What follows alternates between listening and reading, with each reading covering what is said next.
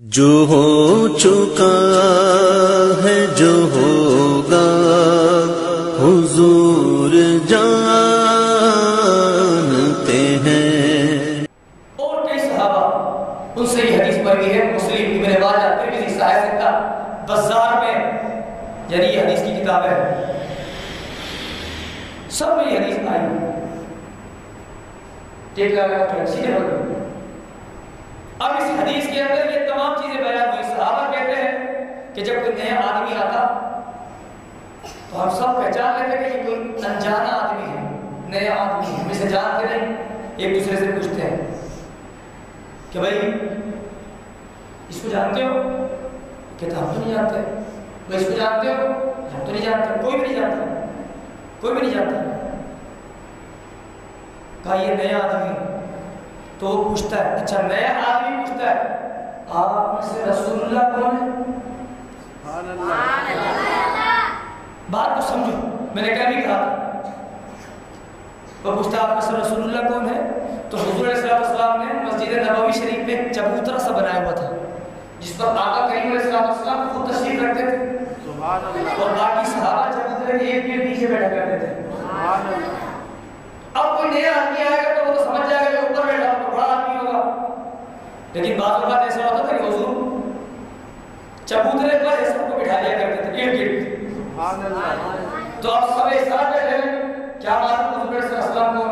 تو وہ نیا آدمی پوچھتا تھا کہ رسول اللہ کون؟ تو یہ ایک علامت تھی نئے آدمی کے لیے کہ وہ پوچھتا تھا، لیکن یہ جو نیا آدمی آیا اس نے پوچھا نہیں،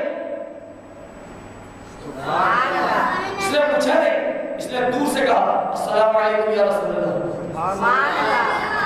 میں آپ کے قریب آ سکتا ہوں؟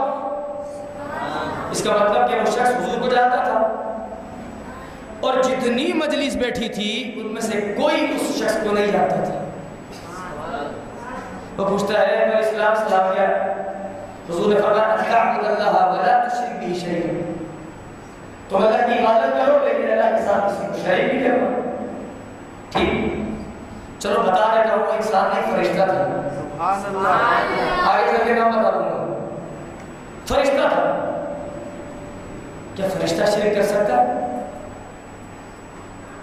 فرشتہ شرک کر سکتا ہے؟ نہیں کر سکتا۔ پھر حضور نے ایسا کیوں کہا؟ اب یہ گلی کے نکڑ پر کھڑے ہو کر بات کرنے والے، 3 روزہ لگا کر چلہ کاٹ کے آنے والے، 40 دن کے چلے کاٹ کے آنے والے، اور اس طرح کے فضول لوگ آ کر اتنی بڑی بڑی داڑیاں رکھ کر پگڑیاں باندھ کر جبے پہن کے سمجھتے ہیں کہ پکے توحیدی ہو گئے۔ رسول کریم علیہ السلام کو یہ مفہوم سمجھاتے ہیں نا۔ حضور فرشتے کو کہتے ہیں شرک مت کرنا۔ سبحان اللہ، زندہ رہو زندہ۔ بھائی انسان شرک کر سکتا ہے، فرشتے شرک کر سکتے؟ حضور فرماتے ہیں شرک مت کرنا۔ اور انسان گناہ کر سکتا ہے، شرک بھی کر سکتا ہے، کرتے؟ لیکن حضور فرماتے ہیں شرک مت کرنا۔ حضور اس نے سوال کیا ہمارے اسلام سلام کیا ہے؟ حضور نے فرمایا ان تعبد اللہ ولا تشرک به شیئا، تو اللہ کی عبادت کرنا، شرک مت کرنا۔ اور ایسی مخلوق کو سرکار نے فرمایا جو مخلوق شرک سے پاک ہے، سبحان اللہ، جو شرک کر ہی نہیں سکتی۔ اب میں اس پلر کو بولوں تو چل بھائی آگے جا، تو کہنے والے کو عقل مند کہو گے؟ میں کہہ رہا ہوں پلر آگے جا، تو مجھے عقل مند کہو گے؟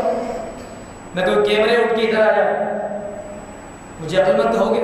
میں مائک کو کہوں گا بھائی تو بہت آگے آگے ذرا پیچھے ہو جا، خود بخود ہو جائے گا پیچھے۔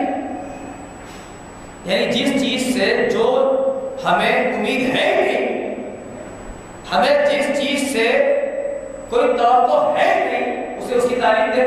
سبحان اللہ، ایک شخص دنیا میں آئے ہی نہیں اور کہے کہ صبح ہو رہی ہے شام ہوگی تو وہ مزدوری لائے گا، کون؟ زید۔ بلا وہ کہاں ہے؟ بلا کہ پہلے ہی نہیں ہوا، جب پیدا ہو گیا تو پھر ہے۔ سبحان اللہ، سمجھ آ رہی بات؟ تو حضور شرک کی تعلیم کہ شرک نہیں کرنا اسے دے رہے ہیں جو سامنے ایسا شخص ہے، ایسی ذات ہے کہ جو انسانی نہیں ہے، جس سے شرک کی تھوڑی سی بھی کوئی جھلک نہیں ہے، شرک ہی نہیں سکتا، کرنا بھی چاہے تو نہیں کر سکتا، اللہ نے اس کے اندر شرک کی طاقت رکھی نہیں ہے۔ حضور فرماتے شرک مت کرنا۔ مطلب کیا؟ مطلب یہ سمجھ میں آگے بات، مطلب یہ کہ یہ جو تعلیم حضور اسے کر رہے تھے نا، در حقیقت اسے سنا رہے تھے، بتا رہے تھے، اور اس کے لیے یہ تعلیم نہیں تھی، تعلیم ان سننے والوں کے لیے جو انسان نیچے بیٹھے تھے صحابہ۔ سمجھ آگے بات؟ میں بات سمجھانے میں کامیاب ہو گیا ہوں؟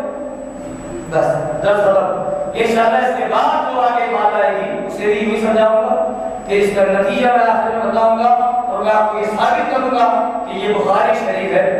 کسی کو شکل کو آگے دیکھ لیں، بخاری شریف ہے، امام بخاری نے حدیث لکھی ہے۔ اگر اس حدیث کو سمجھنے کے بعد کوئی یہ کہے کہ حضور کو علم غیب نہیں تھا، حضور قیامت کے بارے میں نہیں جانتے تھے، اور حضور علیہ السلام کو یہ معلوم نہیں تھا، حضور کو بس اتنا معلوم تھا معاذ اللہ، اگر وہ یہ باتیں کرے تو وہ دار اسلام سے خارج ہے۔ سمجھ میں آگئی بات؟ اس حدیث کو ختم کرنے کے بعد انشاءاللہ میں آپ کو بالکل، اس لیے میں آپ کو ایک سوال روز بتا رہا ہوں، اور یہ 5-6 سوال ہے، کم از کم کوشش کر کے 5-6 سوال روزانہ کی بنیاد پر آ کے سمجھ لیں اس پوری حدیث کو۔ میں کہتا ہوں اس کے بعد آپ سے جو بھی کوئی سوال کرے گا اس کے بعد آپ کے جواب کے بعد جواب نہیں ہوگا انشاءاللہ۔ اللہ تعالیٰ سے دعا ہے کہ ہمیں قرآن